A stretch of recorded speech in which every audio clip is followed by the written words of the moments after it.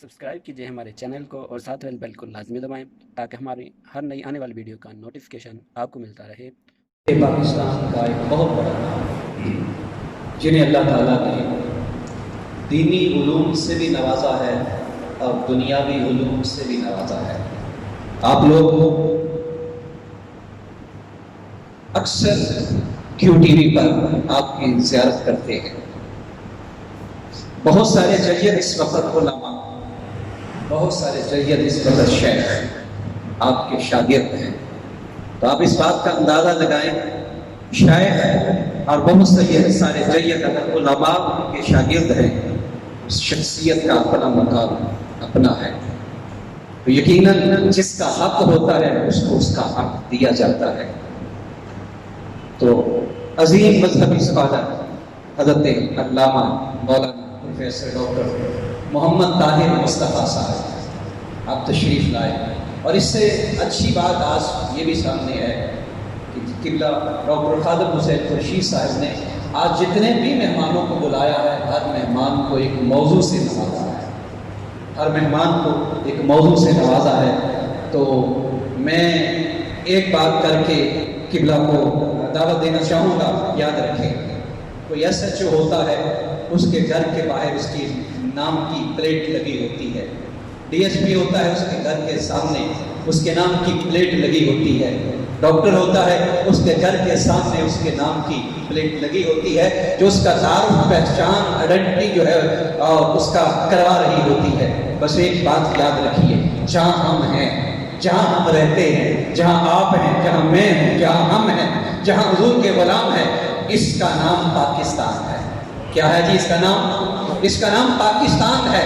جانتے ہیں پاکستان کے باہر، پاکستان کے دروازے پر، پاکستان سے باہر، پاکستان کے دروازے پر، پاکستان کے مین گیٹ کے دروازے پر ایک لکھا ہوا جملہ ہے، اس جملے کا نام لا الہ الا اللہ محمد رسول اللہ ہے۔ یہ ختم نبوت کا ملک ہے، ناموس رسالت کا ملک ہے۔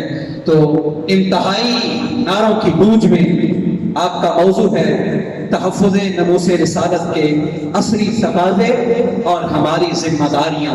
ہم نے کیا کرنا ہے؟ سننا ہے، سن کر اٹھ کے چلے گئے، اور صبح ہم نے کہہ دیا علامہ صاحب نے کمال کر دیا، کمال کر دیا۔ یہ وہ باتیں ہیں جو ہوا میں رہ جاتی ہیں، مگر جو اکاؤنٹ ہو جاتی ہے دل پر، وہ لکھی ہوئی باتیں ہوتی ہیں۔ تو ہماری کیا ذمہ داریاں، ہم نے کیا کرنا ہے، اس موضوع پر تشریف لاتے ہیں حضرت علامہ مولانا پروفیسر ڈاکٹر محمد طاہر مصطفیٰ صاحب۔ نعرہ تکبیر! آپ نے اپنے انداز میں استقبال کرنا ہے، یہ ہمارے ایوان کے دوسرے مہمان ہیں۔ نعرہ تکبیر! نعرہ رسالت! نعرہ حیدری! تاجدار ختم نبوت! تاجدار ختم نبوت!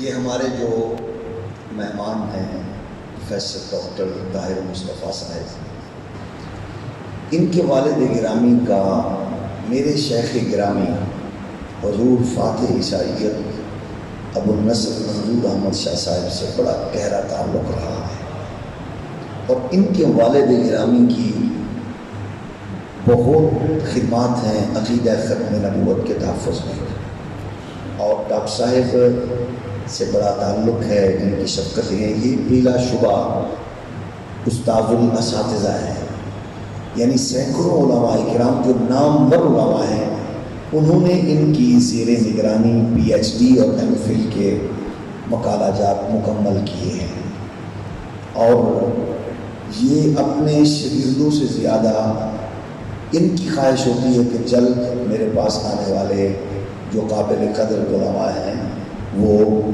اس اعزاز کو حاصل کریں، اور آپ یہ بات سن کر آپ کو انتہائی خوشی اور مسرت ہوگی۔ پاکستان کی تاریخ میں یہ وہ فرد واحد ہیں جنہوں نے قرآن مجید فرقان حمید کا غیر منقوط ترجمہ کیا ہے، اور اس کی مختصر تفسیر بھی آپ نے کی ہے۔ تو وہ ترجمہ اور تفسیر دونوں چیزیں آپ نے اس میں آپ کو پورے قرآن کی مختصر تفسیر اور ترجمہ میں کوئی نکتہ نظر نہیں آئے گا. تو یہ نکتے بیان کرتے ہیں لیکن نکتے سے انہوں نے تفسیر کو اور ترجمہ کو بچایا ہے. آج ہمیں یہ حسین نکات سنائیں گے. تو میں پروفیسر نصیر القادری صاحب سے معذرت کے ساتھ، کیونکہ یہ ہمارے آج کے حسین معتبر مہمان ہیں جن کے خیالات زرعی سے ہم مستفید ہوں گے. اللہ ان کو سلامت رکھے. پروفیسر ڈاکٹر طاہر مصطفیٰ صاحب، آپ UMT میں ہیڈ آف دی ڈپارٹمنٹ ہیں اور ماشاءاللہ آپ جتنے بھی وہاں کے اساتذہ ہیں سب سے زیادہ میں نے فالوئنگ یونیورسٹی میں آپ کی دیکھی ہے. آپ سے سارے ادارے کے طلباء پیار کرتے ہیں. اللہ پاک آپ کو سلامت رکھے. پروفیسر ڈاکٹر طاہر مصطفیٰ.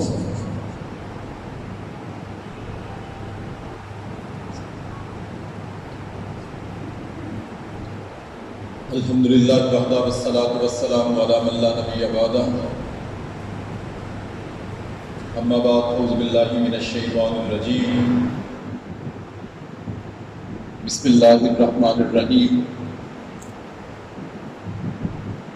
الف لام میم. ذالک الکتاب لا ریب فیہ ھدی للمتقین الذین یؤمنون بالغیب ویقیمون الصلاۃ ومما رزقناہم ینفقون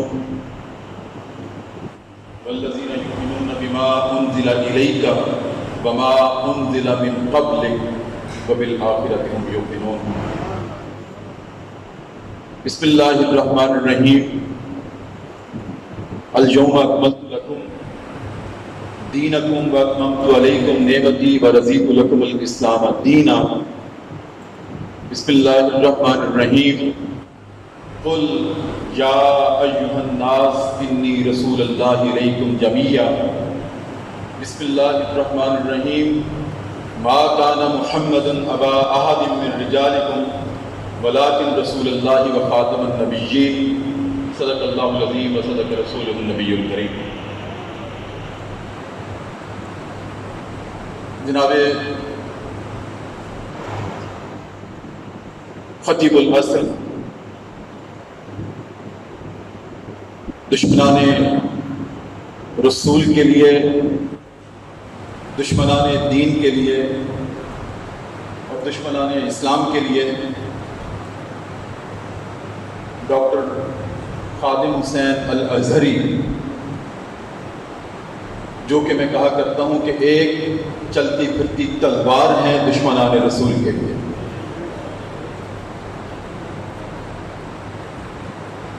میں بہت کم خطباء سے متاثر ہوتا ہوں، لیکن ڈاکٹر صاحب کا انداز بیان ماشاءاللہ اس وقت ان کا ثانی نہیں ہے.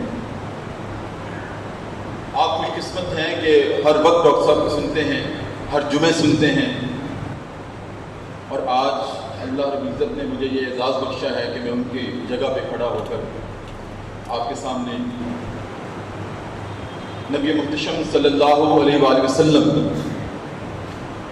کی ناموس اور ان کی ختم نبوت کے عقیدے کے تحفظ کے پہرے داری کے لیے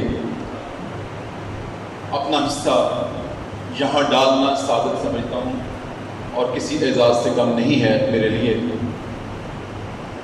معزز حاضرین و سامعین، اس سے پہلے جناب پروفیسر نسیم القادری، ان کے ساتھ زاویہ فاؤنڈیشن کی نشست بھی ہوئی اور ابھی پھر دل کے پہلو میں بیٹھنے کا موقع نصیب ہوا.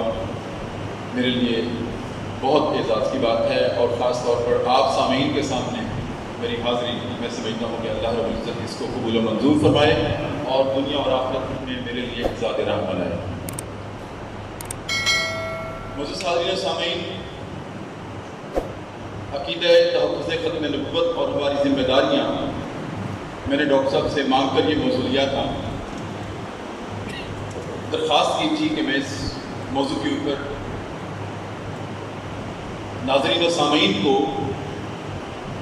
یہ نہیں چاہتا کہ بس آئیں ہم عشق رسالت مآب کے دعوے کریں، محبت رسول کے ہم نعرے لگائیں اور چلے جائیں۔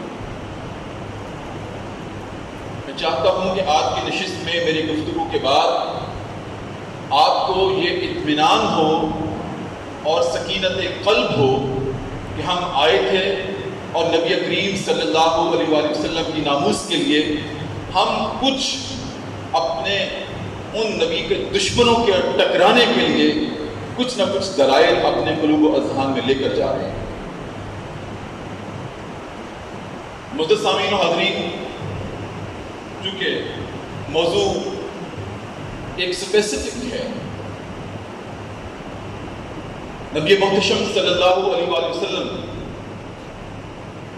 کہ عقیدہ ختم نبوت کو ہم سب مانتے ہیں، ہمارے خون میں یہ بات شامل ہے۔ میں ابھی 1 گھنٹہ پہلے جناب فیض صاحب کی نشست میں بھی اس بات کا اظہار کر کے آیا ہوں کہ اللہ رب العزت کا یہ ہم پر خصوصی انعام ہے کہ ہمارے دل میں عشق رسالت مآب صلی اللہ علیہ وسلم کی چنگاری جو جلتی ہے، اس چنگاری کا اثر ہے کہ ہمارے سینے سے اگر کوئی عاشق رسول، اگر کوئی محبت رسول رکھنے والا شخص میرے سینے پہ کان رکھ دے تو اس کو میری دھڑکنوں سے محمد محمد محمد کی صدا آئے، اور مجھے یقین ہے کوئی سننے والا تو ہو، اس دھڑکن میں محمد محمد کے علاوہ کچھ نہیں ہے۔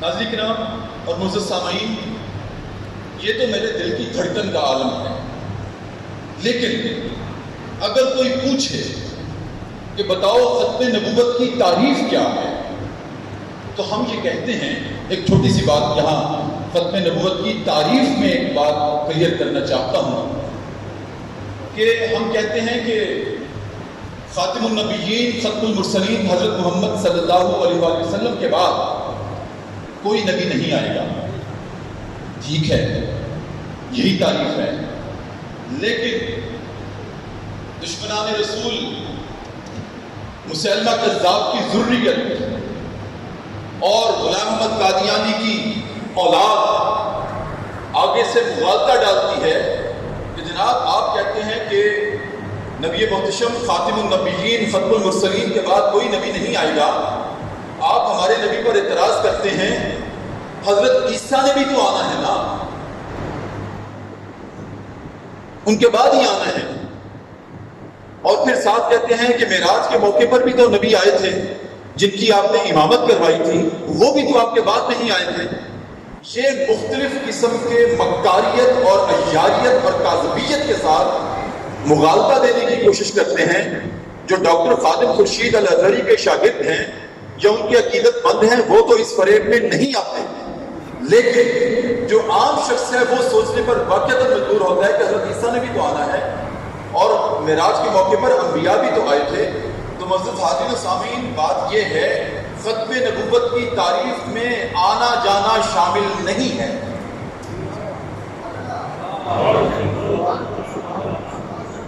ختم نبوت کی تعریف میں آنا جانا شامل نہیں ہے، بلکہ ختم نبوت کی اصل تعریف یہ ہے، پلے باندھ لیجیے قیامت تک، تاکہ نبی کریم صلی اللہ علیہ وآلہ وسلم کے سامنے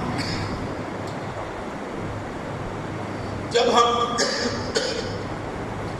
شفاعت لینے کے لیے جائیں تو وہ ہمیں شاباش دے دے کہ تمہاری زندگی میں میری ناموس پر نبی کریم شاباش دے دے کہ تمہاری زندگی میں میری ختم نبوت پر نقب لگانے کی جب مسیلمہ کذاب کی ذریت نے کوشش کی تھی تو ہاں تم نے اپنی زبان سے میرا دفاع کیا تھا، تم نے اپنی رفتار اور کردار سے میرا دفاع کیا تھا، آ جاؤ آج مجھ سے شاباش لے لو، آ جاؤ آج مجھ سے اپنی دستار بندی کروا لو۔ ایسا نہ ہو کہ ہم نبی محتشم کے سامنے جائیں اور شرمندہ ہو جائیں کہ تمہارے سامنے قادیانی آیا تھا اور اس نے تمہیں ورگلانے کی اور مغالطے دینے کی کوشش کی تھی اور تمہارے پاس کوئی دلیل نہیں تھی، سب سے پہلے میں آج آپ کے سامنے عقیدہ ختم نبوت کی حقیقی تعریف رکھنا چاہتا ہوں، اور وہ تعریف یہ ہے کہ عقیدہ ختم نبوت سے مراد یہ ہے کہ آپ ختم المرسلین صلی اللہ علیہ وآلہ وسلم کے بعد کوئی نبی پیدا نہیں ہوگا۔ ایک بات، حضرت عیسیٰ علیہ السلام آئیں گے، لیکن پہلی بات تو یہ ہے کہ وہ بحثیت نبی نہیں آئیں گے، وہ بحثیت امتی آئیں گے، اور ختم المرسلین کی امت میں سے امتی ہو کے آئیں گے۔ ایک بات، اور ان کو جو نبوت اور رسالت ملی تھی وہ آپ کے بعد نہیں ملی تھی، وہ آپ سے پہلے ملی تھی۔ ایک بات، اور دوسری ختم نبوت کی تعریف میں یہ بات شامل کر لیجئے گا کہ آپ کے بعد کسی کو نبوت عطا نہیں کی جائے گی۔ پھر سن لیجیے، بہت توجہ چاہیے مجھے آپ کی، محبت رسول کا تقاضا ہے کہ آپ کے بعد کوئی نبی پیدا نہیں ہوگا، اور آپ کے بعد کسی کو نبوت عطا نہیں کی جائے گی۔ جو معراج کے موقع پر نبی آئے تھے ان سب کو نبوت آپ سے پہلے عطا ہوئی تھی، اور حضرت عیسیٰ جو آئیں گے ان کو بھی نبوت آپ سے پہلے عطا ہوئی تھی۔ آپ کے بعد نہ کوئی نبی پیدا ہوگا، نہ کسی کو نبوت عطا کی جائے گی۔ ایک تو یہ ختم نبوت کی تعریف تھی۔ اور دوسری بات، میں نے اپنے ابتدا میں کلام اللہ کی 4 آیات تلاوت کی ہیں، 4 آیات تلاوت کی ہیں، اور چاروں آیات جو تھیں وہ ختم نبوت کے دلائل تھے۔ آج کون بتائے ہماری اولادوں کو، کون بتائے ہمارے شاگردوں کو کہ اگر کسی قادیانی کا سامنا ہو جائے اور وہ پوچھے، میں بڑے دکھ کے ساتھ ایک بات کہنے لگا ہوں، میں ایک جامعہ میں یونیورسٹی میں استاد ہوں، میرا MBA کا طالب علم مجھے کہنے لگا کہ سر رات میری ایک ہندو سے چیٹ ہو رہی تھی، بات مذہب پہ آ گئی، اور مذہب پہ آتے آتے بات نبی کریم پہ آ گئی، تو مجھے وہ ہندو کہنے لگا کہ ذرا اپنے نبی کا تعارف تو کرو۔ تو سر میں نے چیٹ کلوز کر دی تھی، میں نے کہا اپنے استاد گرامی سے پوچھ کر کل بتاؤں۔ لا حول ولا قوت الا باللہ۔ ایک مسلمان گھرانے میں پیدا ہونے والا MBA کا طالب علم، اس کو اپنے نبی کا تعارف نہیں، اپنے نبی کا تعارف نہیں۔ وہ مجھ سے پوچھتا ہے کہ سر نبی کا تعارف کیا ہے؟ میں کہا تم بتاؤ کیا ہے؟ یہ ڈوب مرنے کا مقام، ہم MBA تک پہنچ جاتے ہیں اور نبی کا تعارف نہیں ہمیں۔ میں نے کہا پھر بھی بتاؤ کہ سر ہم نے وہی جو کلاس 3 کی جماعت میں پڑھا تھا کہ ہمارے نبی کپڑوں کو ٹانکے لگاتے تھے، جوتیاں سی لیتے تھے، اور اپنے پھٹے پرانے کپڑے خود ٹانکے لگا لیتے تھے اور بکریاں چرواتے تھے۔ میں نے کہا اگر تم یہ مجھے بتاؤ، رات کو جب اپنے ہندو دوست کے ساتھ نبی کریم کی یہ تصویر رکھو گے اس کے سامنے کہ وہ ہمارے نبی پھٹے پرانے کپڑے پہنتے تھے اور کپڑوں کو ٹانکے لگاتے تھے اور جوتیاں سی لیتے تھے، کیا اس سے اس نوجوان ہندو کو انسپریشن ملے گی جو ویژول بنے گا؟ میرے نبی نفیس ترین کپڑے پہنتے تھے، اعلیٰ ترین کپڑے پہنتے تھے، ان کو تو دیکھتے نہیں تھے لوگ کہ ان کے ہو جائیں گے ان کے دشمن۔ اتنا ان میں وجاہت کی، اتنا حسن کی شوانی اور ریز نکلتے تھے، اور ہم یہ کہتے ہیں پھٹے پرانے کپڑے پہنتے تھے، جوتے سی لیتے تھے، بکریاں چراتے تھے۔ آج تک کسی نصاب تعلیم میں یہ نہیں بتایا گیا، ہاں نبی نے بکریاں چروائی تھی، تمام انبیاء سے بکریاں چروانے کا کام کیا گیا ہے، لیکن کسی کتاب میں کسی کو لکھنے کی ضرورت پیدا نہیں ہوئی کہ اس کام میں فلسفی کیا تھی۔ اللہ نے تمام انبیاء سے بکریاں چروانے کا کام لیا تو کیوں لیا؟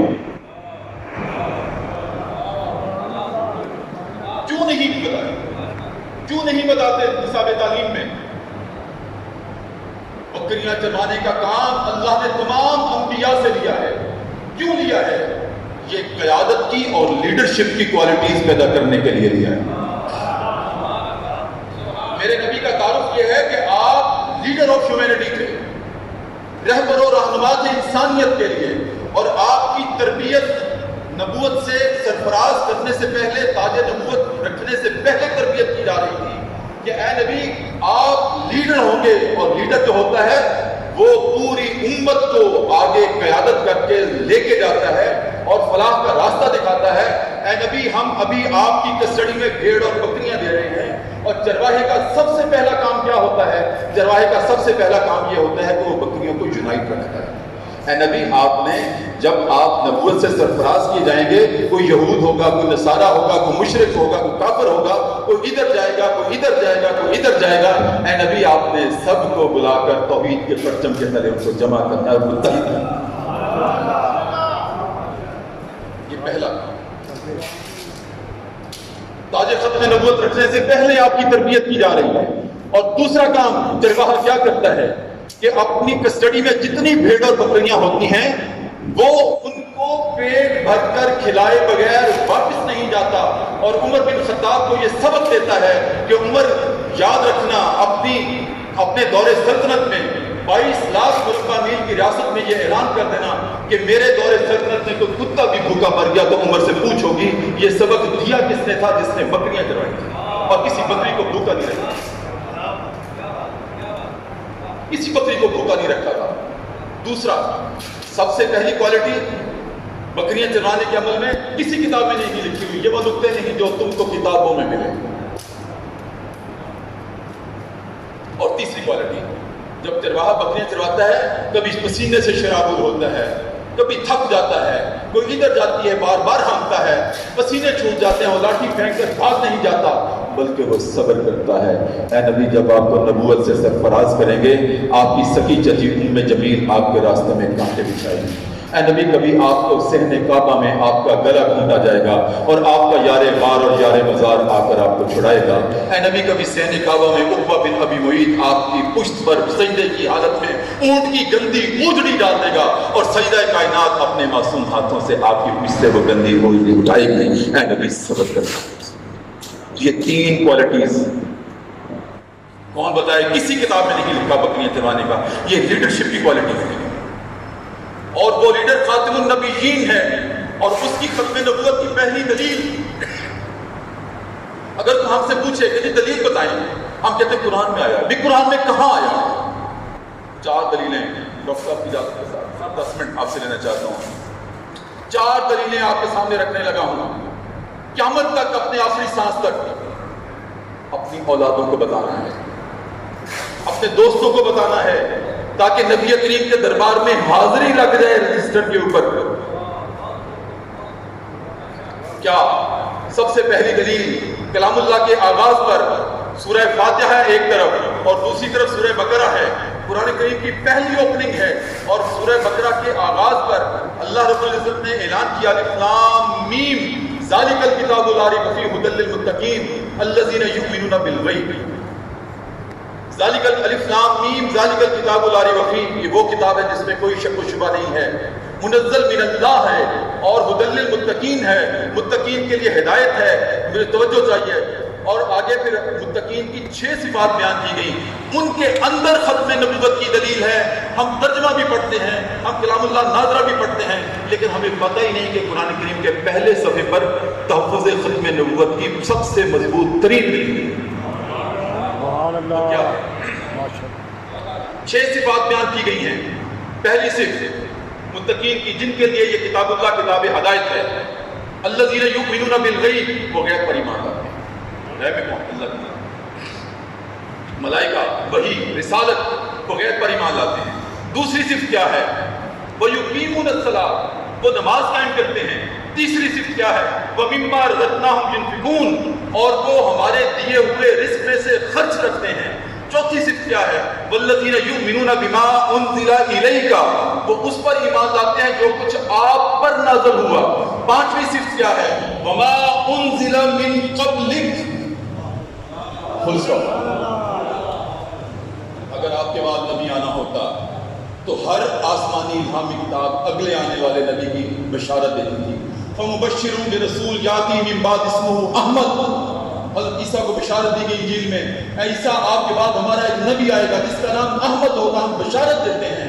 اگر آپ کے بعد کوئی نبی آنا ہوتا تو قرآن کریم کا یہاں تسلسل یہ ہونا تھا, والذین یؤمنون بما انزل الیک. توجہ چاہیے, 1 منٹ. والذین یؤمنون بما انزل الیک وما انزل من قبلک, اور اگر آپ کے بعد نبی آنا ہوتا تو قرآن کے الفاظ یہ ہونے تھے وما انزل من بعدک، پورے کلام اللہ میں یہ نہیں ہے۔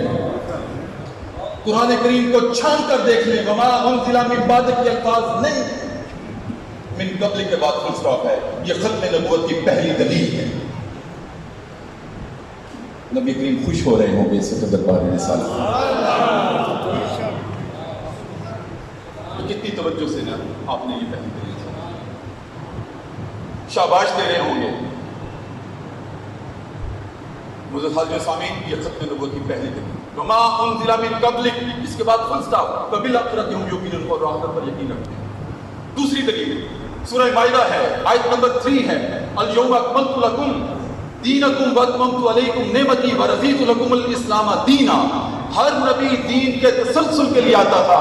ہمارے پاس جو دین ہے یہ کوئی نیا دین نہیں ہے، یہ وہی دین ہے جس کا آغاز آدم علیہ السلام سے ہوا تھا اور جس کی تکمیل نبی کریم ختم المرسلین خاتم النبیین پر ہوئی ہے۔ جب دین کی تکمیل آپ کی ذات اقدس پر کر دی گئی تو نیا نبی کس لیے؟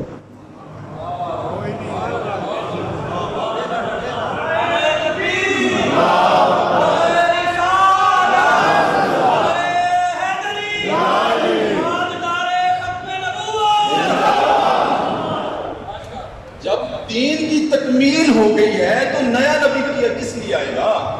اگر آئے گا تو جھوٹا کاذب ہو۔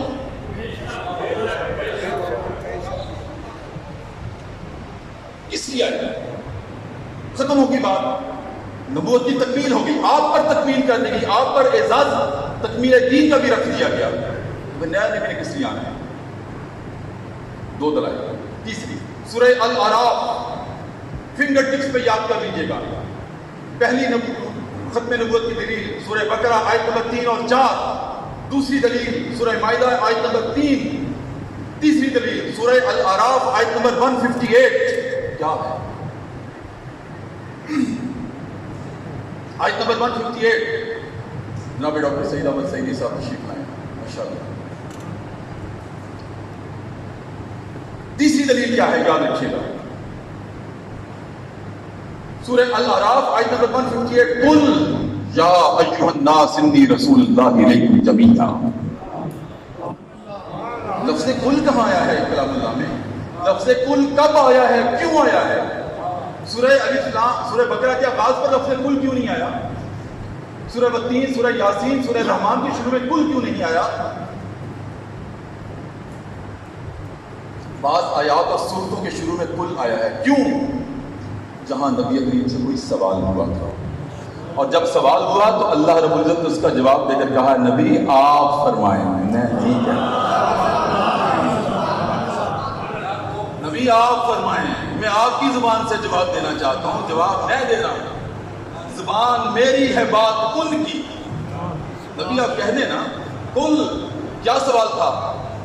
کہ اے نبی آپ کتنے عرصے کے لیے آئے ہیں؟ سابقہ انبیاء تو کچھ مخصوص وقت کے لیے آیا کرتے تھے، آپ خطۂ ارضی کے کس ملک کے لیے آئے ہیں، کس قوم کے لیے آئے ہیں؟ کیونکہ کچھ پیغمبر بنی اسرائیل کے لیے آیا کرتے تھے، کوئی کسی ملک میں آئے ہیں، حضرت آدم علیہ السلام سری لنکا میں آئے تھے، کوئی شام میں، کوئی عراق میں، کوئی ایران میں نبی آئے تھے۔ اے نبی آپ کس ملک کے لیے آئے ہیں، کتنے عرصے کے لیے آئے ہیں، کس خاص قوم اور قبیلے کے لیے آئے ہیں؟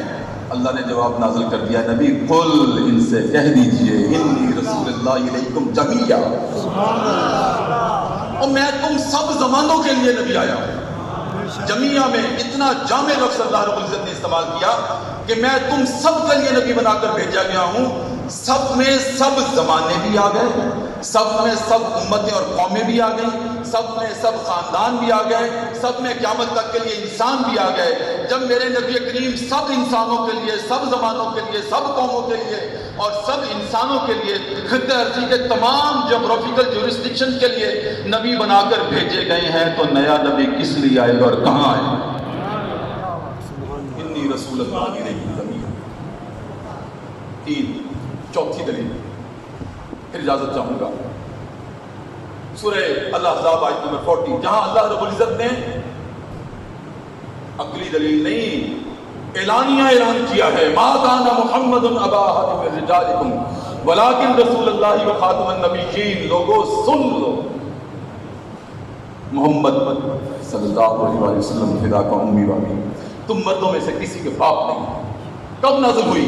جب زید بن حارثہ رضی اللہ تعالیٰ عنہ کو لوگ نبی کریم کا بیٹا سمجھتے تھے اور آپ کو ان کا باپ سمجھتے تھے، کہا کہ نا میرے نبی کریم کے بیٹے شیر خارگی کے عالم میں ہم نے واپس بلا لیے تھے، ہم نے اس لیے واپس بلا لیے تھے کہ ان کو سہارا صرف رب العالمین کر رہے ہیں۔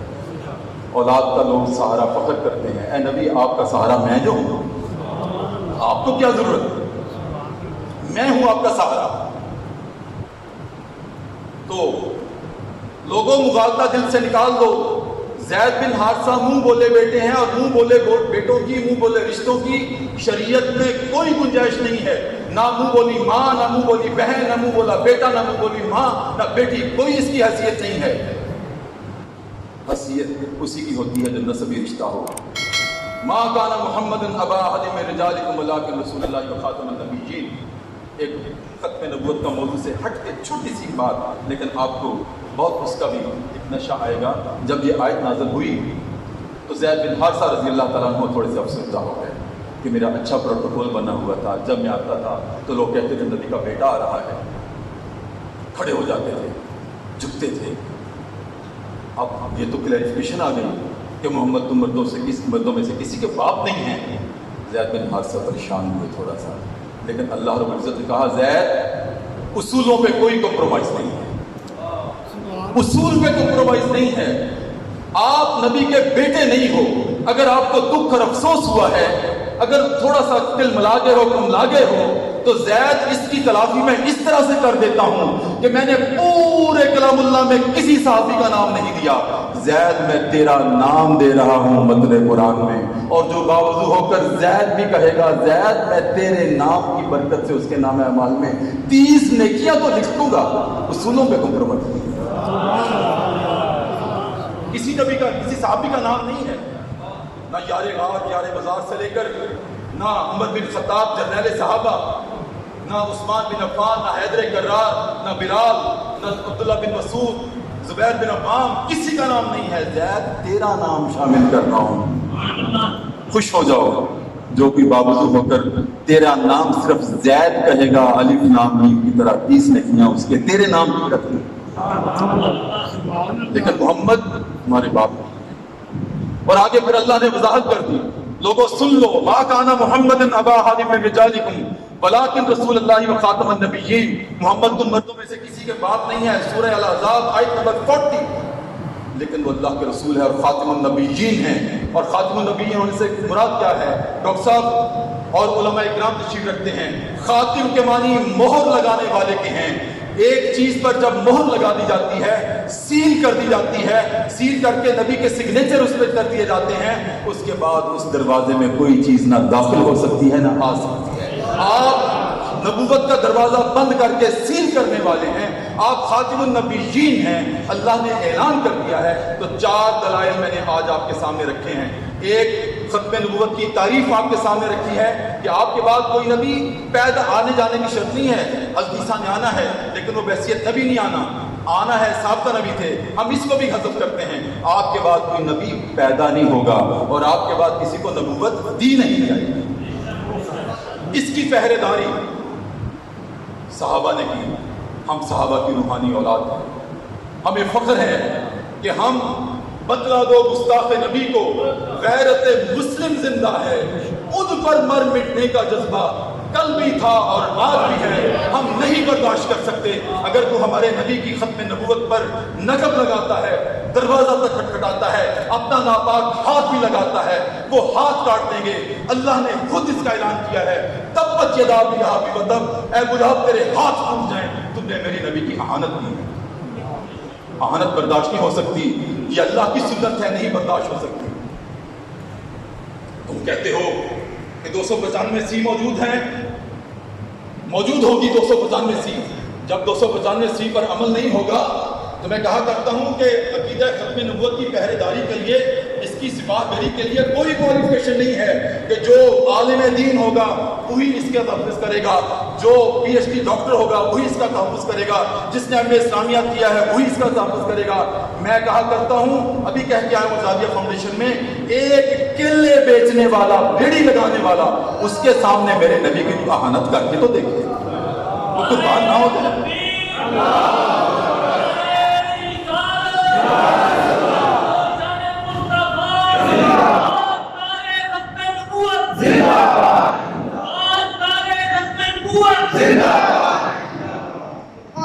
اجازت دے 5 منٹ مجھے دے دو۔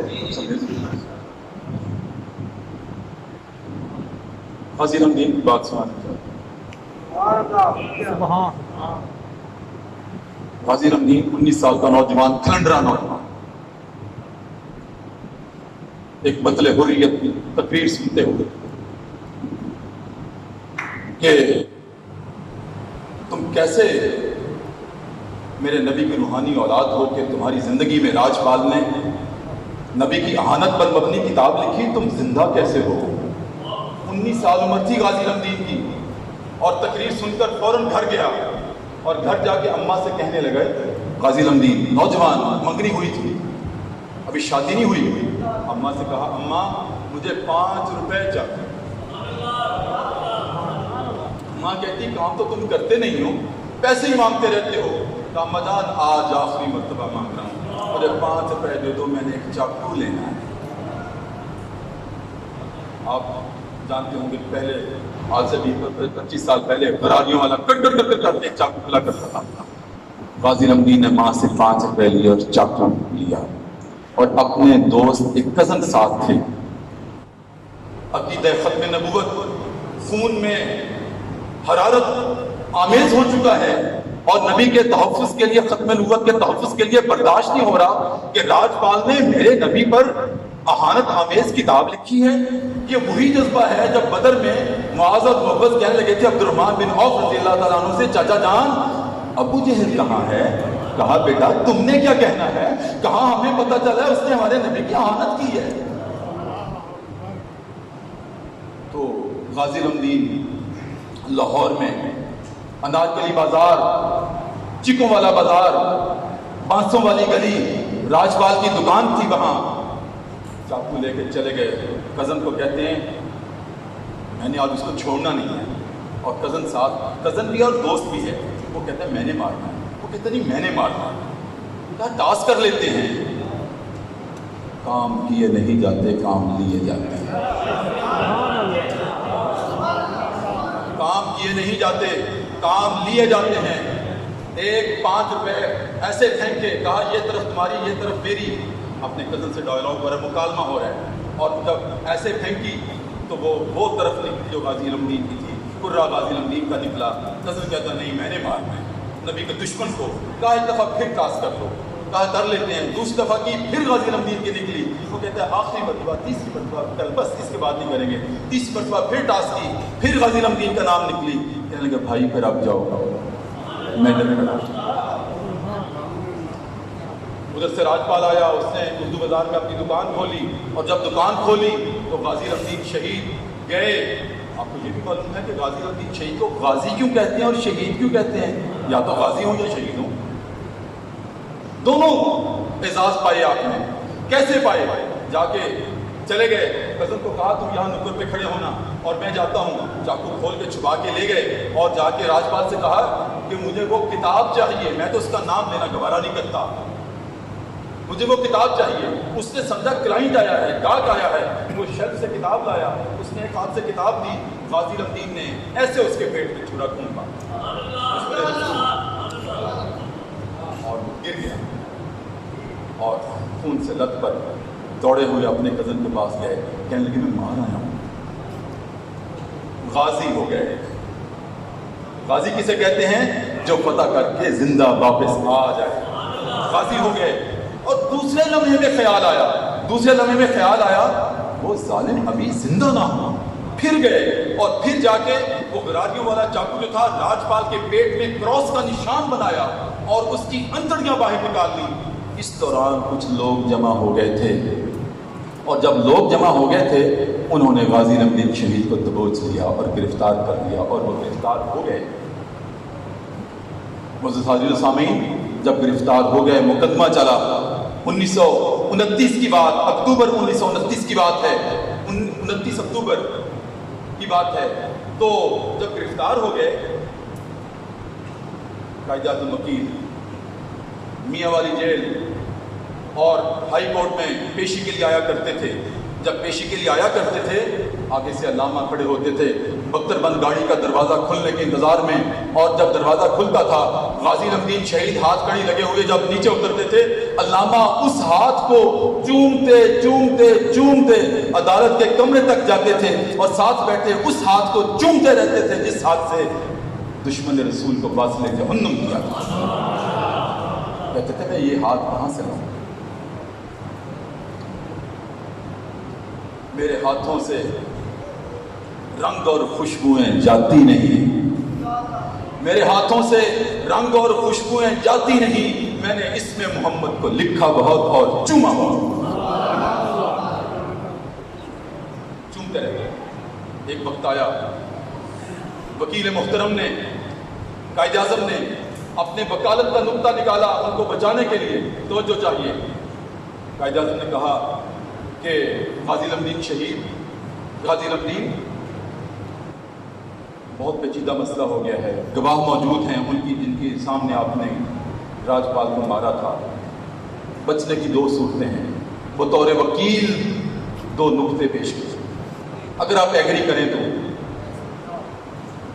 بطور وکیل میں کہہ رہا ہوں بار بار. کہا کہ ایک بات تو یہ ہے کہ اگر آپ عدالت میں کھڑے ہو کر یہ کہہ دیں کہ میں نے یہ کام کیا ہی نہیں ہے میں آپ کو بچا دوں گا، یا پھر عدالت میں کھڑے ہو کے یہ کہہ دیں کہ جب میں نے یہ کام کیا تھا تو میں ہوش و حواس میں نہیں تھا، تو میں عدالت میں کہہ دوں گا میرا موکل اس وقت ہوش و حواس میں نہیں تھا، لہٰذا میں پھر بھی آپ کو عمر قید کی حد تک لے آؤں گا، جان بچا دوں گا. اب جواب سنیے گا عاشق رسول کا. عاشق رسول کا جواب یہ تھا کہ آپ مجھے یہ کہتے ہیں کہ جب میں نے یہ کام کیا تھا میں ہوش میں نہیں تھا، اور زندگی میں ایک ہی تو کام ہے جو میں نے ہوش میں کیا.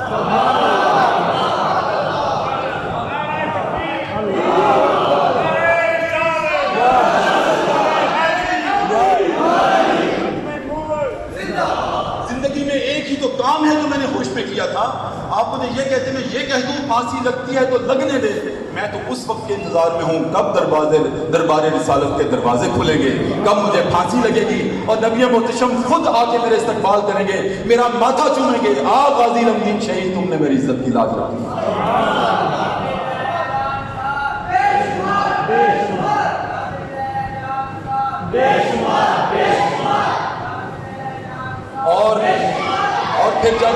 اور پھر جب پھانسی کا وقت قریب آیا، اگلی صبح پھانسی لگنی تھی، فیصلہ ہو گیا فلاں تاریخ کو پھانسی لگے گی. تاریخ شاہد ہے، میاں والی جیل کے قیدی شاہد ہیں، گواہ ہیں. جب غازی نمدین شہید کوٹڑی میں بیٹھے ہوئے تھے، ہاتھی جتنا بڑا دل بھی ہو، جس کو یہ معلوم ہو جائے کہ کل رات میری قبر میں آنی ہے، دل دھڑکن چھوڑ دیتا ہے. لیکن غازی نمدین شہید افسردہ سے تھوڑے سے تلملائے بیٹھے ہیں اور آخری سانس لے رہے ہیں کھڑکی میں موت کی کوٹڑی میں. ابھی 2 گھنٹے بعد پھانسی لگنی ہے کہ قیدی دیکھ رہے ہیں غازی نمدین شہید چپ چاپ بیٹھے ہیں. اچانک آسمان سے روشنی آتی ہے، غازی نمدین کے سینے سے ٹکراتی ہے، قیدی دیکھتے ہیں. اس کے بعد غازی نمدین شہید نعرہ مستانہ لگاتے ہیں، لوگوں آج میں کامیاب ہو گیا، لوگوں مجھے مبارکباد دو، آج میں کامیاب ہو گیا. ساتھ والے قیدیوں نے پوچھا کیا ہوا، ابھی تو آپ چپ چپ بیٹھے تھے. کہا ہاں چپ چپ بیٹھا تھا، میرے نبی نے مجھے چپ چپ بیٹھا دیکھ لیا تھا. وہ عالم وجود میں چل کے آئے تھے، وہ روشنی جو آئی تھی میرے نبی آئے تھے، انہوں نے آ کے کہا ہے غازی نمدین شہید، غازی نمدین چپ چپ بیٹھے ہو، ہم تو تمہارے استقبال کی تیاریاں کر رہے ہیں. پھانسی لگا دی گئی. پھانسی لگا کے میاں والی جیل کے اندر دفن کر دیا گیا. میاں والی جیل پھانسی گھاٹ میں لاش کو باہر نہیں نکالا گیا، اور باہر ہنگامے ہو رہے ہیں کہ غازی نمدین شہید کی میت کو لاہور میانی صاحب میں منتقل کیا جائے. اور اس وقت ڈپٹی کمشنر کون تھا آپ سن کے حیران ہوں گے، اللہ دیتا نسیم اے ڈی نسیم اے ڈی تاثیر ڈپٹی کمشنر کا نام تھا. یہ کون باپ ہے, کس کا باپ ہے؟ سلمان تاثیر کا باپ. نسب نہیں چلتے, باپ سے کچھ کام لیا اور بیٹا منہ کالا کر. اے ڈی تاثیر ڈپٹی کمشنر سلمان تاثیر کا والد, اس سے علامہ اقبال نے کہا میں آپ کو لکھ کر دیتا ہوں کوئی ہنگامہ نہیں ہوگا, اور غازی علم دین شہید کی میت کو لاہور میں علی صاحب قبرستان میں منتقل کر دیا جائے, قبر کو کھول کے یہاں لے آیا جائے. میں گارنٹی دیتا ہوں کچھ بھی نہیں ہوگا, کوئی ہنگامہ نہیں ہوگا, کوئی توڑ پھوڑ نہیں ہوگی. اے ڈی تاثیر نے سائن کر دیے قبر کو ری اوپن کیا جائے, اور 15 دن کے بعد قبر کو ری اوپن کیا گیا. جب کل عالم نے دیکھا کہ غازی علم دین شہید کے گلے میں سے ابھی تک تازہ خون ٹپک رہا. وَلَا تَقُولُوا لِمَن يُقْتَلُ فِي سَبِيلِ اللَّهِ أَمْوَاتٌ بَلْ أَحْيَاءٌ وَلَٰكِن لَّا تَشْعُرُونَ. کیا ہے کہ زمین میلی نہیں ہوتی, زمین میلا. محمد کے غلاموں کا کفن میلا نہیں ہے, کفن بھی میلا نہیں ہوتا, ابھی تک فریش خون ٹپک رہا تھا. اور تازہ اٹھا کے میانی صاحب کے قبرستان میں جب لایا گیا, لاہور میں دوبارہ جنازہ پڑھا گیا. علامہ پھر تڑپے اور جنازہ پڑھنے کے لیے جا رہے ہیں اور کہہ رہے ہیں ترخانہ دا منڈا بازی رہ گیا, سی منہ دیکھتے رہ گئے. اور جب جنازہ ہوا, جب لحد میں اتارنے لگے, علامہ, میں شہر علامہ کی زمین پہ کھڑا ہوں, شاید مجھ پہ یہ حق تھا علامہ کا کہ اس بات کو میں بیان لازمی کروں. علامہ نے جب دیکھا, جب غازی علم دین شہید کو میانی صاحب کے قبرستان میں لحد میں اتارنے لگے ہیں, علامہ پھر تڑپے, کہا لوگوں ٹھہر جاؤ, اس لحد میں پہلے اقبال کو لیٹ لینے دو, یہ میری شفاعت کا باعث ہو جائے. یہ مٹی میرے جسم کو لگ جائے, عاشق رسول کی لہد کی مٹی ہے, پہلے مجھے لیٹ لینے دو, پھر غازی علم دین کو لٹانا. تو علامہ اس قبر میں اس لہد میں لیٹے, اس مٹی کو اپنے جسم سے مس کیا, اور پھر غازی علم دین شہید کو وہاں پر لٹایا گیا. اور اس کے بعد ناظرین کرام, حاضرین کرام, میں آخری بات کر کے کہ علامہ اقبال کا عشق اور آپ کی اطاعت کیا تھی آپ تو جانتے ہوں گے. میں تو علامہ کے شہر میں ہوں, آپ تو اس شہر میں بستے ہیں, آپ کو تو معلوم ہوگا. شاید کسی نوجوان نسل کو معلوم نہ ہو تو سن لیجئے اطاعت کسے کہتے ہیں. نبی کریم صلی اللہ علیہ وآلہ وسلم کی وفات, یا آپ کا دنیا سے ظاہری پردہ, یا رفیق اعلیٰ سے ملاقات جو ہوئی وہ کتنے برس میں ہوئی؟ 63 برس. نبی کریم رفیق اعلیٰ کے پاس 63 برس میں گئے نا, ہم سب کو معلوم ہے. اور آپ کو معلوم ہونا چاہیے کہ حضرت علامہ اقبال کی وفات کے وقت ان کی عمر تھی 61 برس.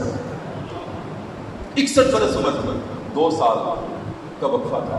نبی کریم 63 برس اور علامہ اقبال 61 برس. اور آخری دن اپنی وفات سے پہلے علامہ اپنے خادم کو بلاتے ہیں, علی بخش نام ہے. علامہ بلاتے ہیں, علی بخش تم نے میری ساری عمر خدمت کی ہے, مجھے کھانا کھلایا ہے, میرا بستر بچھایا ہے, وضو کے لیے میرا پانی لائے ہو, تم نے سب کچھ کیا. علی بخش آج تم سے 2 گواہیاں لینا چاہتا ہوں.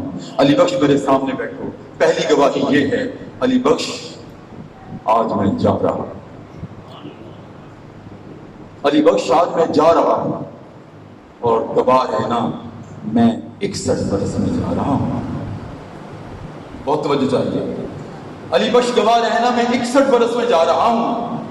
اور علی بخش تیسری گواہی دے دو, ایک غلام اپنے آقا کے 2 قدم پیچھے ہی چلتا ہوا چلا جاتا ہے. آخر دعوانا